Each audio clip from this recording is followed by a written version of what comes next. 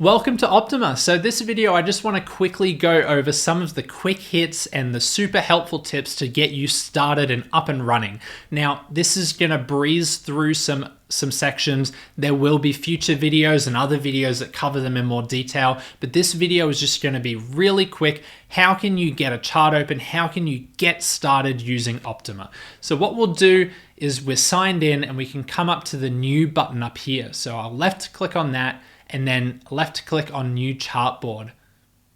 As it's my first time signing in, I have these little helpful tags here, but what I can do is I can just clear those out. So don't show that again, don't show that again. And now we've got our bar chart. So to start off with, it opened a chart of SPX, but let's say we want to look at Apple.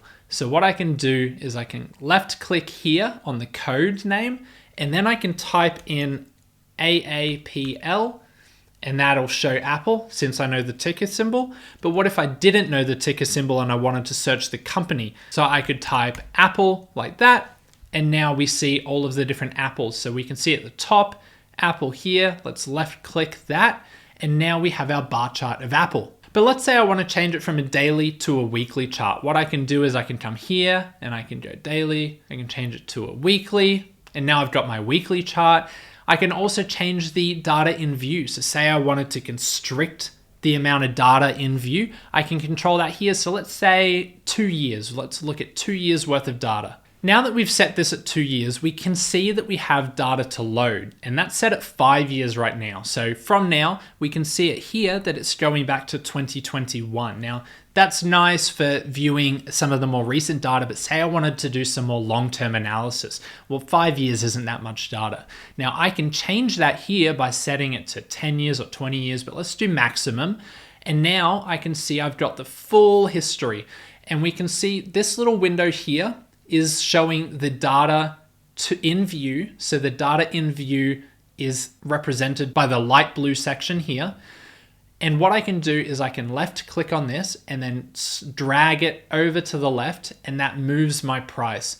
And I could go all the way back to 1980 if I wanted to, or I can bring it all the way back up to the front. Now, that's nice, but I don't want to have to use my mouse in here all the time. I can also left click on the chart background and then drag and move my price that way as well. So that's how we move forwards and backwards in time. But what about expanding how much we can view on a chart at one time? Well, to do that, we just scroll down on our mouse wheel while our mouse is on the chart background. So scroll down, and now we zoom out, zoom in by scrolling up, and we can control all of that right there. Super easy. Now, a nice little tip as well is you can come up here, and to get to the most recent data, you can just double click. So left click twice, and now I jump towards the most recent history. But so I've got my chart, I've got my view. What if I want to change to a candlestick chart? So right here we've got bar, and I can come in and I can change it to any of these. So I've got candlesticks, I could do a range or a line chart, a mountain, but let's do candlestick. So that's nice, I can see my price. What about adding an indicator or a tool? Well, to do that, we have this little plus button right here. So I can go add indicator, and then I can search. So let's do a moving average, and I'm gonna click enter on my keyboard, and now that moving average is right here and we can see it. So that's been added to our chart. Now let's control it. I can put my mouse right on the line here, and then I can right click. And when I right click, I can see some of the information about the tool. But what I can do is go to properties, and then I can set the different properties. So let's set this to a 50 period moving average. So I'll type 50 and then click off, and now it's a 50 period. Let's make that line a little bigger so I can control that there. I can change the color of it. Let's make it red.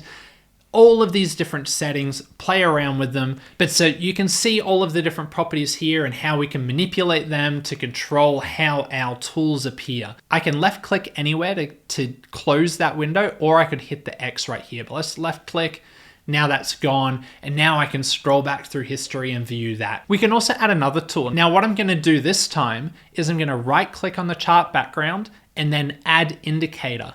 And I can click that, I can come in and type RSI, enter, and now I've got an RSI added to my chart. So now that we've added those tools, something that may occur from time to time as you're scrolling around the chart, you may move your mouse vertically and accidentally do this. And so you can see I'm now way off the chart. I'm not locked to price.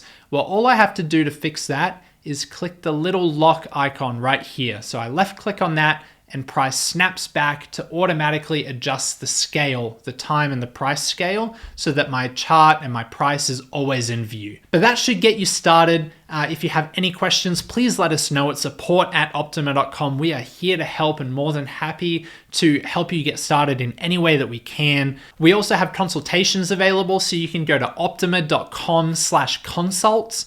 And there you can book a session with one of our staff and experts, and they can teach you and go through the software and help you learn and answer any questions that you may have in a one-on-one video call. But that'll do for this video. Thank you so much for trying out Optuma. We really appreciate it, and we cannot wait for you to get started and really explore what we have to offer here.